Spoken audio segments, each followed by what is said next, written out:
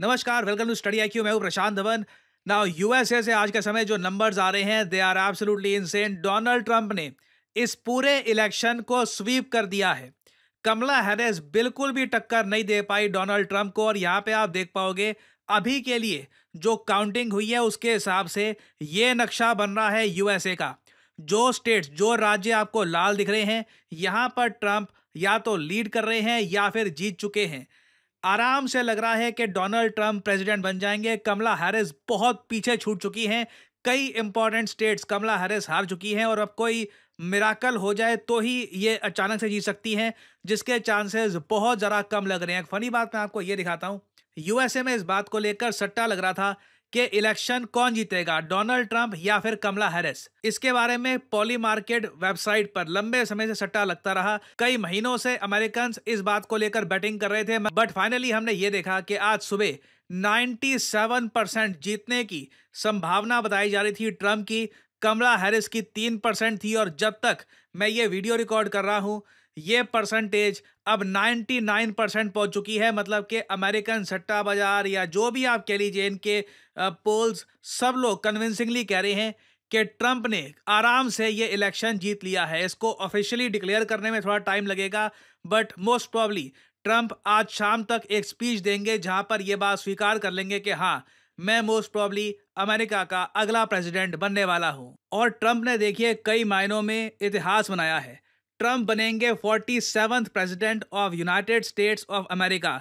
ये पहले प्रेसिडेंट होंगे सिंस 1892 जिनको 2 टर्म मिलेगी यूएस प्रेसिडेंट की, मगर एक गैप के बीच में। नहीं तो यूजुअली आप देखो अमेरिकन प्रेसिडेंट्स का अगर मान लो 2 टर्म होनी है, अगर वो बहुत पॉपुलर है तो एक के बाद एक उनकी टर्म होती है। ट्रंप पहले प्रेसिडेंट हैं इस पूरी सदी में जिन्होंने एक इलेक्शन जीता, अगला हार गए और फिर वापस अगला जीत रहे हैं ना। ट्रंप के हिसाब से काफी बार कह चुके हैं कि अगर पेंडेमिक ना आता तो ये 2020 का चुनाव भी जीत जाते, ये इनका कहना है। बट आज के समय देखिए, मैं आपको ये बता दूं, पूरी दुनिया देख रही है यूएस में क्या हो रहा है।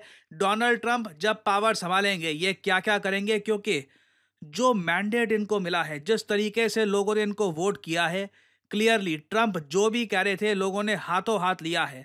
ट्रंप की जो विजन है यूएसए को लेकर, चाहे वो टैरिफ्स की बात हो, चाहे वो नेटो की बात हो, चाहे ट्रंप का विजन जो हो, चाहे जो ट्रंप का विजन है कंपनीज के लिए ये टैक्स कम कर देंगे, सरकार का खर्चा कम करेंगे, ये सारी बातें आम अमेरिकन को बहुत ज़्यादा अच्छी लगी है। कमला हैरिस का मैसेज या जो भी उनकी पर्सनालिटी आप कह लीजिए, ये अमेरिकन वोटर्स ने बिल्कुल ही रिजेक्ट कर दी है।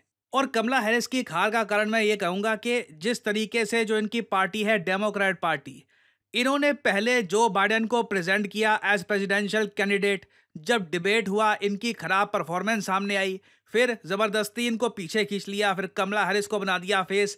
ये देखकर सबको लग रहा था कि ये सही तरीका नहीं है इस इलेक्शन कैंपेन को कंडक्ट करने का। पहले ही इनको डिसाइड कर लेना चाहिए था कि बाइडेन की जगह कोई और या जो भी व्यक्ति होगा ये रिप्रेजेंट करेगा डेमोक्रेट पार्टी को। और आप एक बात नोट करना, जैसे ही ये बात कन्फर्म हो गई थी कि जो बाइडेन 2024 का इलेक्शन नहीं लड़ने वाले, बाइडेन ने सबसे पहला काम ये किया था, ये रैंडमली एक अमेरिका के टाउन में गए, वहां पर एक आदमी से उसकी हैट मांगी, उस पर लिखा था ट्रंप।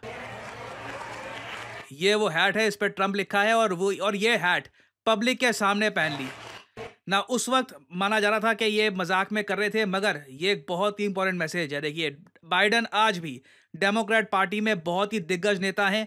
क्लियरली इनसे जुड़े हुए जो लॉयलिस्ट लोग हैं, इन्होंने कमला हैरिस का सपोर्ट नहीं किया। बाइडेन की एक स्टेटमेंट भी आ गई थी बीच में कि डोनाल्ड ट्रंप के सारे सपोर्टर्स गार्बेज हैं, कचरा हैं। और ये अपने आप में आप लोग समझ सकते हैं एक बहुत बड़ी मिस्टेक थी ना। क्या बाइडेन ने ये मिस्टेक जानकर करी थी या फिर गलती से इनके मुंह से निकल गया कि ट्रंप के सपोर्टर्स कचरा हैं? क्योंकि आप कुछ भी करिए इलेक्शंस में, जो वोटर्स हैं, चाहे किसी के भी वोटर्स हो, उनको भला बुरा नहीं कहना चाहिए कि आप जी कचरा हो, भक्त, कुछ भी। मतलब आप अगर ये करोगे तो मोस्ट प्रॉब्ली इलेक्शन हारोगे। तो ट्रंप के सपोर्टर्स देखिए इकट्ठा यहाँ पे आ गए। How do you like my garbage truck? This truck is in honor of Kamala and Joe Biden. ना ट्रंप ने उसके बाद इसको as a badge of honour पहना कि हाँ, मैं जी बिल्कुल गार्बेज ट्रक चलाता हूँ और यूएसए से जो गार्बेज है ट्रंप जो बाइडेन का है इसको साफ कर दूंगा। ये एक बहुत ही बड़ा कह लीजिए गिफ्ट दे दिया था जो बाइडेन ने डोनाल्ड ट्रंप को। और उस सब के अलावा देखिए डोनाल्ड ट्रंप ने जिस तरीके से एक असैसिनेशन अटेम्प्ट को झेला था, जिस तरीके से मरते मरते ये बचे थे, उससे भी कई अमेरिकन इनके पीछे आ गए थे। और फाइनली ट्रंप ने जो वादे कर रखे हैं अमेरिकन को, याद रखिएगा, ट्रंप ने ये कहा है कि या तो मैं इनकम टैक्स अमेरिकन का बहुत कम कर दूंगा या तो उसको खत्म ही कर दूंगा। जो भी पैसा अमेरिकन गवर्नमेंट को चाहिए, देखिए गवर्नमेंट को पैसा क्यों चाहिए, सरकारी कर्मचारियों की पेमेंट करनी है, सैलरीज पे करनी है, पेंशन पे करनी है, सरकार के वेरियस प्रोजेक्ट्स होते हैं, तो इस सब के लिए जो पैसा चाहिए ये टैरिफ से आएगा। ये टैरिफ लगाया जाएगा चाइना पर, यूरोप पर, परहैप्स इवन इंडिया पर, देखना होगा। बट इस सब के बीच में मुझे ये बोलना पड़ेगा कि एक आदमी की जो विजन थी वो कमाल थी। वो आदमी है इलॉन मस्क। आप सोच कर देखिए, आज से 1 साल पहले ट्विटर को परचेज करके एक्स बना देना, उस प्लेटफॉर्म को फिर यूज करना अमेरिकन राइट विंग आइडियोलॉजी को सपोर्ट करने में, रिपब्लिकन पार्टी को सपोर्ट करने में, ट्रंप को वापस लाने में, और उसके बाद ट्रंप का ओपनली सपोर्ट कर देना, बिल्कुल ट्रंप के पीछे लग जाना। समझ लेना कि जो बाइडेन कमजोर लग रहे हैं, डेमोक्रेट पार्टी कमजोर लग रही है, लोग इन्फ्लेशन से तंग आ चुके हैं, लोग यूक्रेन वॉर से तंग आ चुके हैं, लोग इस बात को लेकर गुस्सा हैं कि US billions of dollars Ukraine में क्यों भेज रहा है जब यूएसए को खुद बहुत सारी इन्वेस्टमेंट की आवश्यकता है। इंफ्रास्ट्रक्चर यूएस का उस लेवल का अब रहा नहीं जैसा एक टाइम पे हुआ करता था। ये सारी बातें इलॉन मस्क ने नोट कर ली, ट्रंप का अंधा सपोर्ट किया, एक गैम्बल खेला। मैं आपको बता दूं, अगर ट्रंप ये इलेक्शन हार जाते, इलॉन मस्क को डेमोक्रेट पार्टी खत्म कर देती, इनकी कंपनीज को और इनको हैवी लॉस होता। बट अब आज के समय आप देख लीजिए, जो इनकी कंपनी है टेस्ला, उसका शेयर लगातार सीधा ऊपर जा रहा है। और इलॉन मस्क प्रीटी मच आप कह सकते हैं दुनिया के one of the most powerful आदमी बन चुके हैं।